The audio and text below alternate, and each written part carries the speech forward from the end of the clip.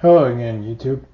Have you ever been in a situation where you are either maybe listing something on eBay, taking a thumbnail for a YouTube video, or any situation where you need a picture to take a picture of something and for the picture to have a white background that is well lit? Well, what you would want to do to make one of those is to have a kind of white photography box thing. And that's what we are going to be making here today. You can see we have an acid-free foam board, so it's acid-free. And what we are going to do is make a box out of it.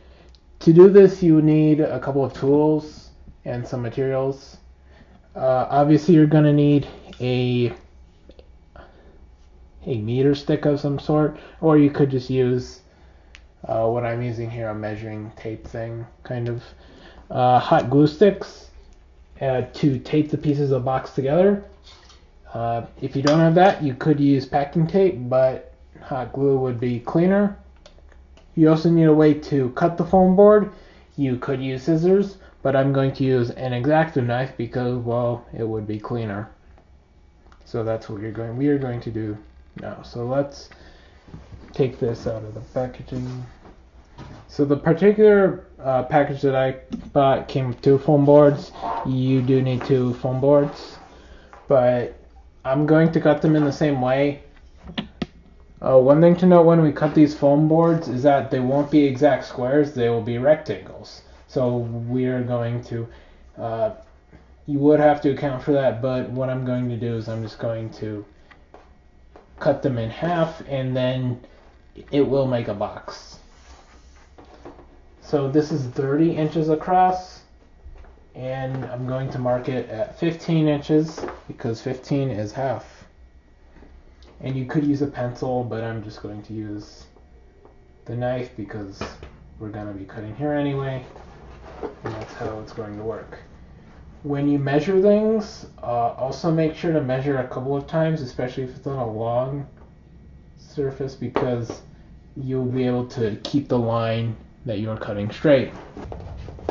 See, if you had like a meter stick, that would be better than this floppy tape, but I guess it works. So when we actually cut it out, again, if you had a meter stick, it would be better because you could cut against out like that. But I'm just going to use a ruler.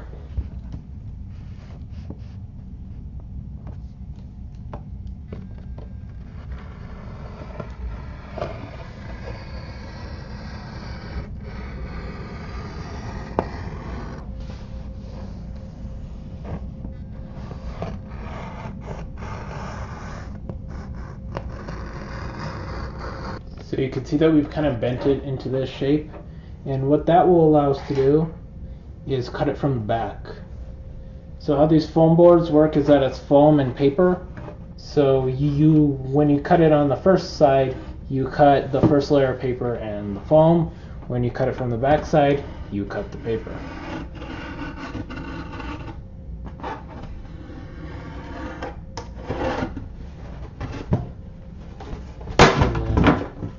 Yes, it did break. You could see it's not perfectly straight. Well, I don't know if you can. Yeah, it's not perfectly straight, but it's much straighter than you could with scissors. At least how I would do it. So already, this is kind of how it's gonna go, like a little box, and there will be 2 sides, one on either end, and the sides will be kind of like this. So what they're going to do is the sides will be taller than the back, just because of how this isn't perfectly a square.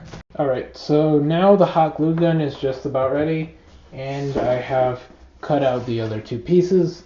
Again, both of these are 20 inches by 15 squares, well, rectangles. And how we are going to put these together is that you see each of these rectangles has a rough edge that I cut out and a clean edge that it came with, basically, out. So what we're going to do is we're going to put glue on the clean edge and glue all those together so the rough edges will be facing out, Let's do that now.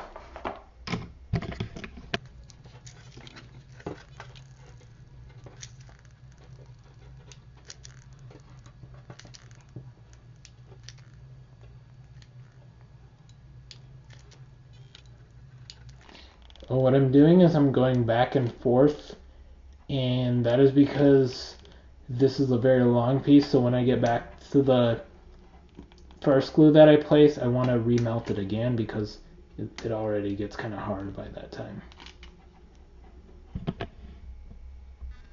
And now what we could do is put glue along here, almost like a caulk sealant, and that will help keep everything rigid, I guess. So even without the side panels, it's fairly rigid. But of course, once we put the side panels on, it'll be even stronger. So you can see the rough edges of the side panels are here, so we're going to put them outwards like that.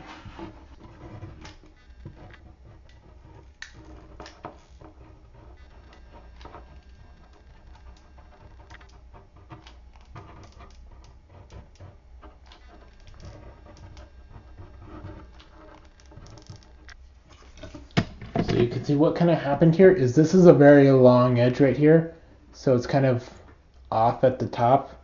That's okay, I'm just going to go over it again and add more glue. So you can kind of see what's going on right now. I have cut out one of the side squares, and I'm just going to line it across this line, the same as we did for the other ones. Alright, so I finished it. You could see maybe it's not that good. Well, it's probably not the box, it's probably just the lighting for this. But this is the 3D printed thing that I made. It's black. This is white. And yeah, definitely probably looks better than the floor, at least if it's in focus. So I'm sure there's a lot of adjustments that can be made here. You could go higher angle. Yeah, this might look pretty good, maybe. Or we could adjust it like this.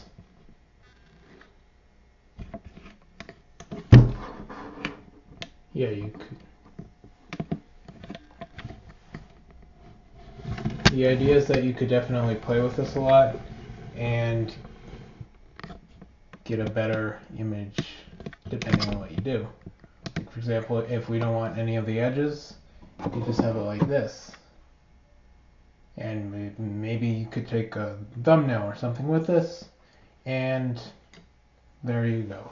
So that is how to make a lighting camera box thing to make thumbnail pictures and that kind of stuff.